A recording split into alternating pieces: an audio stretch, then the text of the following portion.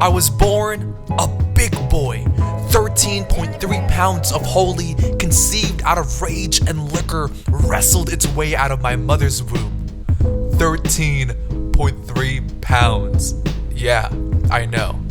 Found its way into my mother's arms, and at that moment, where our eyes shared its first glance, her in her bloodied hospital gown, me in all of my naked, the Madonna that sang legato lullabies and crimson hymns joked to her sisters that she didn't think she had enough strength to carry a child that weighed her down as much as me.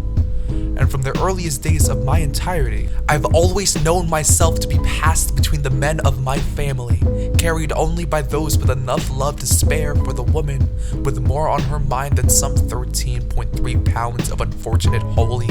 And for as long as I can remember, I have always been a big boy. Never known what skinny felt like, never known what it was like to look in the mirror and not see dead weight, to not hold my mother down, to not see resemblance in her eyes, only a relentless hindrance, to know that my nativity wasn't only stretch marks and sleepless nights. It was Coca-Cola cravings and chocolate sundaes. It was the prenatal checkup turned diabetes diagnosis. That there was a time where there were no prick fingers or high sugar level dizzy, no insulin shots or fear of phantom limbs. That before me, my mother could sleep easy knowing nothing of her own creation would make a glucose flood out of her body. I do not rejoice in this bond, to see my mother ache under hospital bills she cannot afford, to walk home from work fearing she may as well pass out now, to know that I am the first of these pains.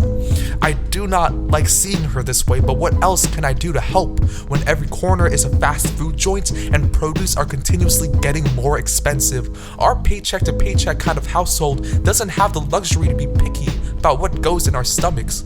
We are expected to keep mouths fed and pay no care to our healths, pay no care to the 1 and 2 children of color whose bodies we will risk each day.